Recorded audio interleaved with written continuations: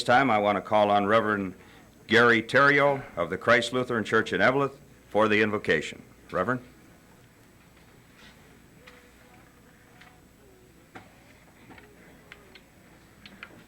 Let us pray. Our Lord, to each of us you have given special gifts.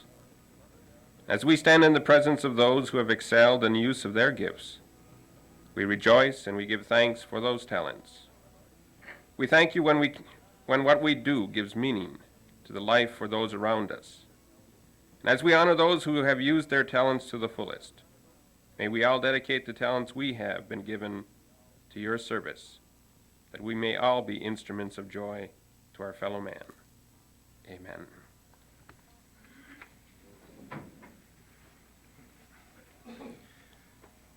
And now to honor America, I'd like to call on the band ensemble from Eveleth High School with our national anthem.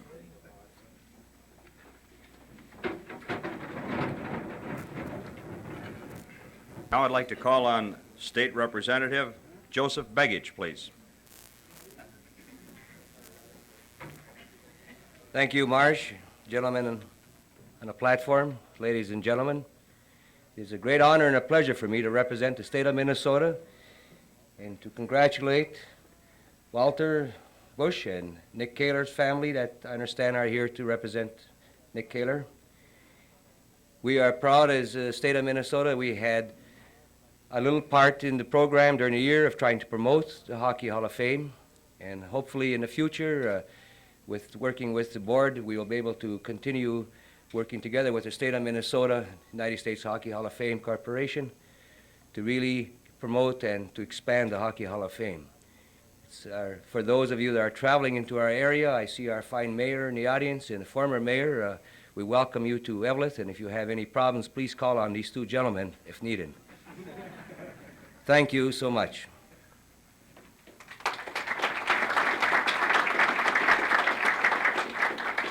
Thank you, Representative Begich. And now I'd like to call on Larry Kane, the President of the United States Hockey Hall of Fame. Mr. Kane. Thank you, Marsh. Officers, directors of the Hockey Hall of Fame and our enshrinees, and all of you wonderful people of Eveleth that helped do all the work to help us put this program together. I'm going to be very brief and just say to you that it's been my pleasure to work with all of the hockey people the many years I've been involved. It's been lots of fun, and it's really great to see some of these old-timers honored, and it's very nice to have Walter Bush, who's an old friend, enshrined today, and it's very nice also to have the Kahler family here to represent Nick. And I just will leave it at that, and thank you all for coming.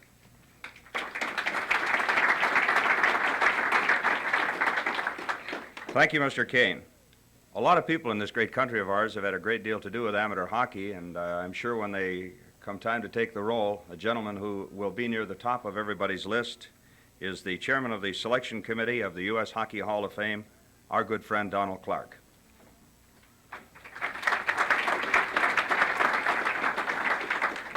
Thank you, Marsh.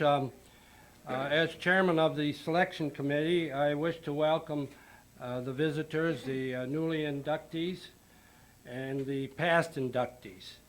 I think it might be interesting to you as a group to know who our committee is, and I will name the committee members.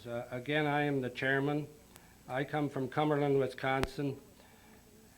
Who will be inducted today is another member, Dick Cullum, a longtime sports editor with the Minneapolis Tribune. Trethway from Marquette, Michigan, with the newspaper over there as a member. And there are three members when the Minnesota Amateur Hockey Association was a one-man organization.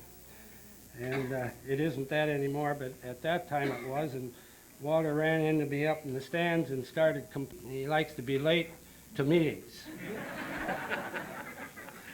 But I think he's probably the one individual in the United States that can be inducted into the Hall. Thank you.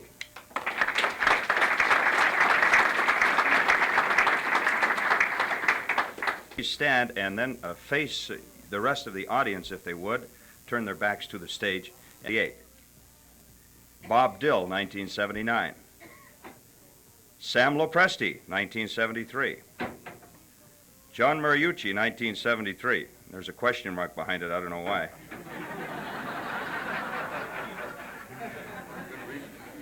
John Mayasich, 1976. Eddie Olson, 1977. And Mr. Thayer Tutt, 1973. Okay.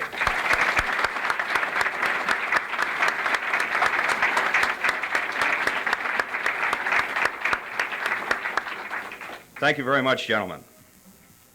At this time, I'd like to present a gentleman who is quite high in the world of international hockey, and he's heading the Colorado Springs delegation here today. That also includes Art Berglund and Lou Vero, the director for enshrinees of the U.S. Hockey Hall of Fame, Thayer Tutt, and he will make the enshrinement today.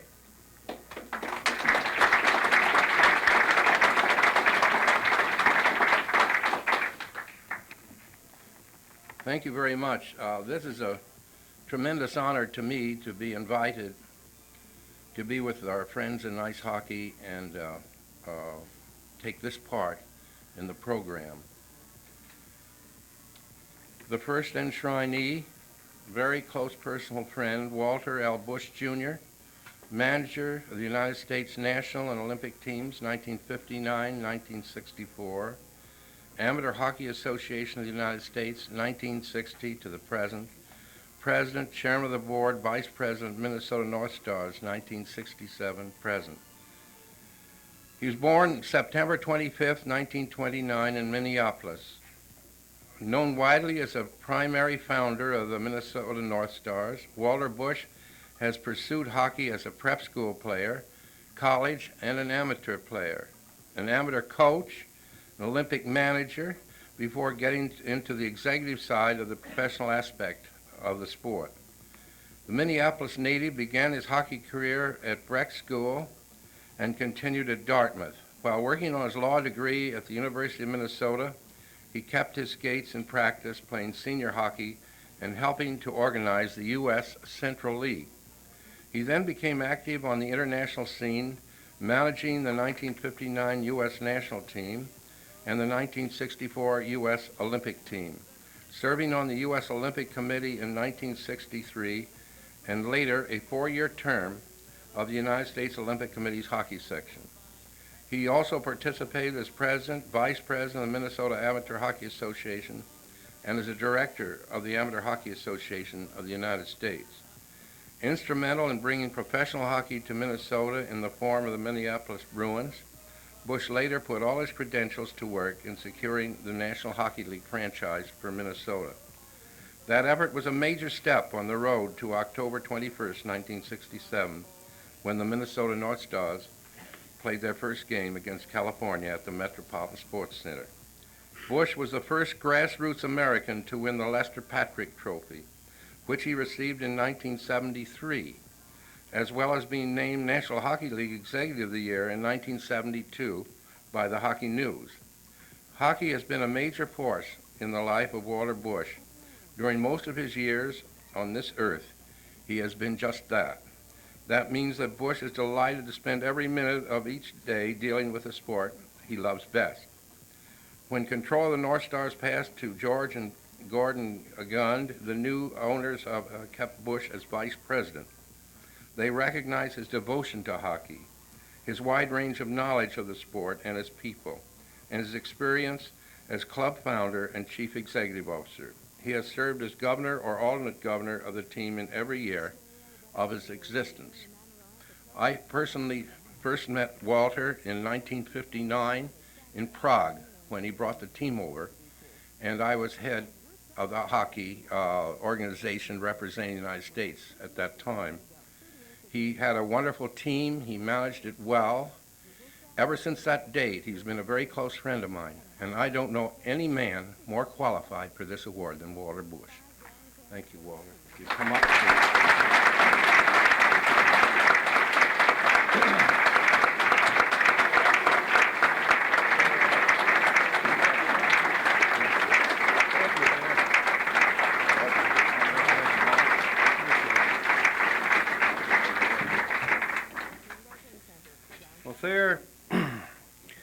you and I have gone through a lot of battles together.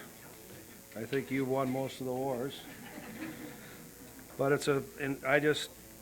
instead of saying I want to thank my line mates like I've heard so many hockey players say, I really just am really stumped for words. And as most of the people in this room know me, that's a very difficult position for me to be in.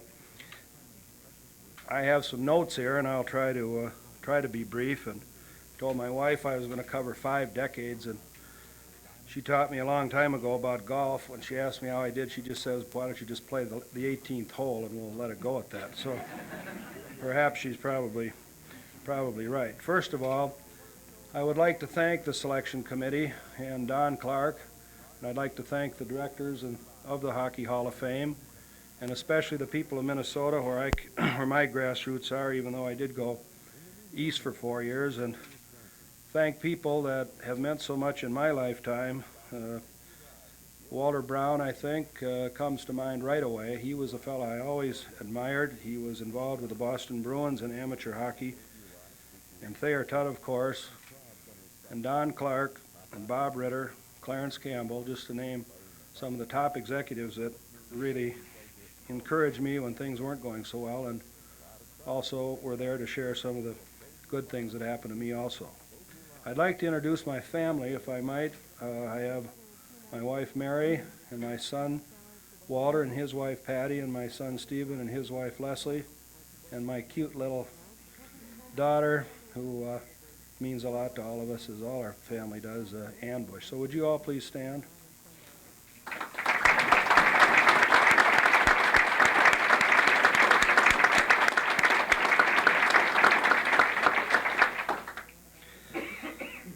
I would really like to accept this award on behalf of everybody in the state of Minnesota. I think that I was lucky enough to have an interest in hockey, and it just grew and grew. And when I look back, that we used to have 1,000 teams in the United States, and we had our amateur meetings. We might get 30, 40 people, and then Hal Trumbull came in as the executive director, and Thayer Tutt became the president, and now we've got some 12,000 teams. And to think that there were 6 teams in the National Hockey League, and now I think they're 21. And I look down in front of me and see the enshrinees that are here, and I just was recounting as I came up here that every one of these individuals that stood up and was awarded that I have had some workings with in my life. I even played hockey with Earl Bartholomew, and that's something. But and I'm just so proud to be a part of you fellas, and I know what you've done for hockey. People have asked me, what might be your most significant thing that you've ever done, and I guess when I was out in Lake Placid and watched that team win the gold medal, I think that in 1960 and 1980, and to think what a handful of Americans have done in hockey, and when you think of the people that are sitting before us as players, that all made such a great impact on this sport, I marvel. I don't think people know that the United States has the second best record to the Soviet Union in Olympic Games starting back in the early 50s, and that's something when you think of the Czechoslovakias and the Swedens and the Finlands and the rest, the Canadians and the rest of the people that really have hockey as more of a national sport rather than a regional sport. All in all, I don't plan to quit getting involved with hockey now, and I just plan to keep on going ahead with anything that I can to help the sport. I think just as Don said, he was a one-man band, and that's true, and I just am so tickled to death that I'm accepted into this hall. I'd like to say a few words about Nick Kahler. I knew Nick as a youngster because he was very much involved with a sportsman show, and my dad was a great hunter, and I just am sorry Nick isn't here.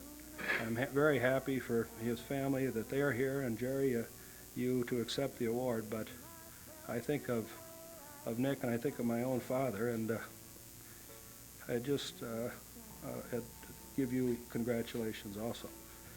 It would take too long for me to talk about each one of you people that are in this room that I've had knowledge and grown up with and worked with in hockey. And I would like to thank the North Star people for coming, George Gunn, John Carr, and the fellows I work with over at the Sports Center, and Johnny Mariucci, my secretary Carol Fine, and Beth Kibler, who worked with the North Stars for many years and now is in the advertising company, and the advertising people, Twig and Irv, and all the rest of you hockey guys, because I see you all the time, and we'll still argue and fight and try to make the thing better, and I'm sure we will. So Thayer, thanks again, and thank everybody.